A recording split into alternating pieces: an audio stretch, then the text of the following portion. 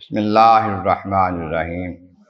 مسلم شریف کی حدیث پاک ہے، عن صہیب جناب صہیب رضی اللہ تعالیٰ عنہ سے روایت ہے، قال فرماتے ہیں قال رسول اللہ صلی اللہ تعالیٰ علیہ وسلم، جناب رسول کریم رحمت عالمین صلی اللہ علیہ وآلہ وصحبہ وسلم نے ارشاد فرمایا کہ عجبا لامر المؤمن، کہ مومن کا معاملہ بھی بڑا عجیب ہے۔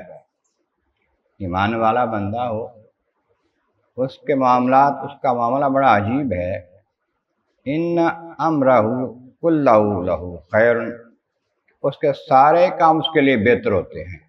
مومن ہو ایمان کے ساتھ اور نیت اچھی ہو، سارے کام بہتر ہے اس کے۔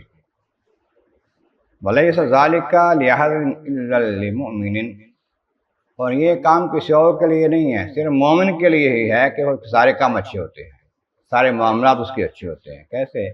وَإِنْ أَصَابَتْهُ سَرَّاءُ شَكَرَ، جب اسے کوئی خوشی پہنچتی ہے، بھلائی پہنچتی ہے تو وہ شکر کرتا ہے۔ وَكَانَ خَيْرًا لَهُ، تو اس کے بعد سے یہ اچھا ہوتا ہے، شکر کرے۔ خوشی کا موقع آیا، کوئی بھلائی پہنچی، کوئی عزت ملی، کوئی مال ملا، شکر کیا اللہ کا، صحت تندرستی ملی، شکر کیا، یہ اس کے لیے بہت اچھا ہے۔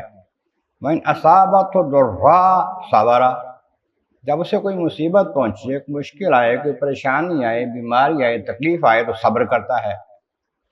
صبر کرتا ہے فَكَانَ خَيْرًا لَهُ، یہ بھی اس کے لیے بھلا ہوتا ہے۔ مشکل، مصیبت، پریشانی، تکلیف بھی اس کے لیے بھلی ہے۔ جب وہ شکر کرے تو اس کا فائدہ ہے، اللہ تعالیٰ اس کو دو جہاں میں، یعنی کہ دونوں معاملات میں فائدہ دیتا ہے، اس کو، اس کا اجر دیتا ہے، صبر کا بھی، شکر کا بھی، دونوں اس کے لیے، دو جہاں کے لیے مفید ہیں۔ اللہ تبارک و تعالی ہمیں ایسے ایمان والوں میں شامل رکھے جو صبر بھی کرنے والے ہیں، شکر بھی کرنے والے ہیں۔